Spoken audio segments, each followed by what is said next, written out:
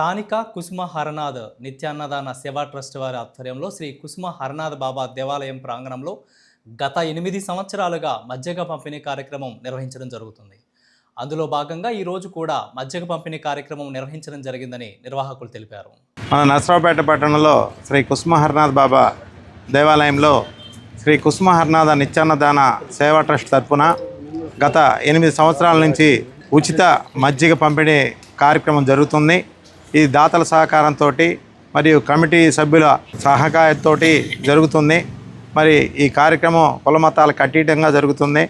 మరి అలాగనే దేవాలయంలో ప్రతిరోజు ఉదయం 7:30 పూజా కార్యక్రమం, అలానే సోమవారం నాడు సాయంత్రం 7:30 నుంచి 8:30 వరకు పూజా కార్యక్రమం ఉంటుంది. అనంతరం ప్రసాద వితరణ జరుగుతుంది. అలానే ఆదివారం పూట విష్ణు సహస్రనామం సాయంత్రం పూట 6 నుంచి 7:30 దాకా జరుగుతుంది. శ్రీ కుసుమ హరనాథ్ బాబా నిత్యాన్నదాన సేవా ట్రస్ట్ తరపున దేవాలయం వద్ద జరుగుతున్న మజ్జిగ పంపిణీ కార్యక్రమం ఈరోజు జరుగుతుంది.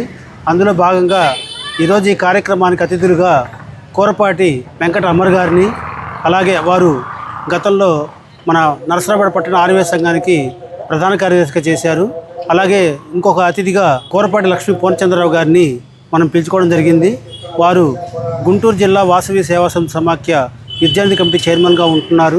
మరి వారి కార్యక్రమానికి పిలవగానే వచ్చినందుకు వారికి ధన్యవాదాలు తెలియజేస్తున్నాను. కుసుమ హరనాథ బాబా అన్నదాన సేవా ట్రస్ట్కి మరి అధ్యక్షులుగా ఉన్న హరినాథ్ బాబు గారికి, మరి గోవర్ధన్ గారికి, మరి ఈరోజు మమ్మల్ని ముఖ్య అతిథులుగా పిలిచినందుకు ధన్యవాదాలు తెలియజేస్తున్నాము. నేను గుంటూరు జిల్లా వాసవి సేవా సమితి విద్యానిధి కమిటీ చైర్మన్గా ఉంటున్నాను. మరి మా brother Korapati Amarlingeswararao, Sri Lakshmi Venkateswara diamonds proprietor.